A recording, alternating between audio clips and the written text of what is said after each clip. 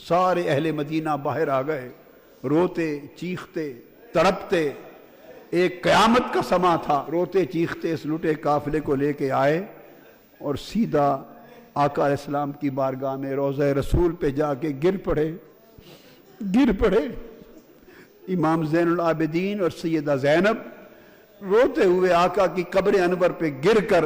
عرض کرتے ہیں، نانا جان آپ کا حسین قتل کر دیا گیا ہے جو آپ کے کندھوں پہ سواری کرتا تھا۔ اور جب گئے تھے تو آپ کا خاندان ہرا بھرا خاندان گیا تھا، آج لٹ کر واپس آئے ہیں، ایک بیمار کے سوا کی نسل کا کوئی بچہ واپس نہیں بچا یا رسول اللہ۔ انا للہ و انا الیہ راجعون لا تقولوا لمن يقتل في سبيل الله اموات بل احیاء ولكن لا تشعرون۔ امام علی مقام نے اپنے نانا کے ساتھ کیا ہوا وعدہ پورا کر دیا، ان کے کندھوں پر کرائی گئی سواری کا بدلہ چکا دیا، ان کی زبان چوسنے کے نتیجے میں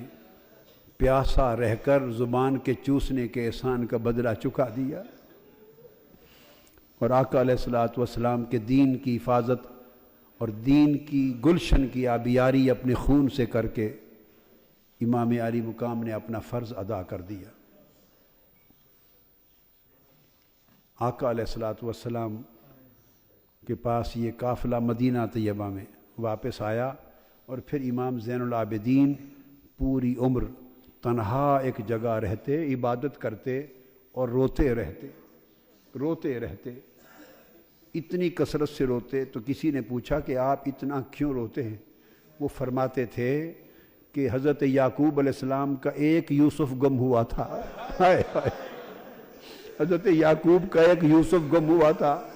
وہ رو رو کے نابینا ہو گئے تھے، وَابْيَضَّتْ عَيْنَاهُ، ان کے غم میں ان کی بینائی چل بسی تھی۔ تو میرے مصطفیٰ کے تو سارے یوسف چل بسے ہیں، گلشن مصطفیٰ کے سب یوسف گم ہو گئے۔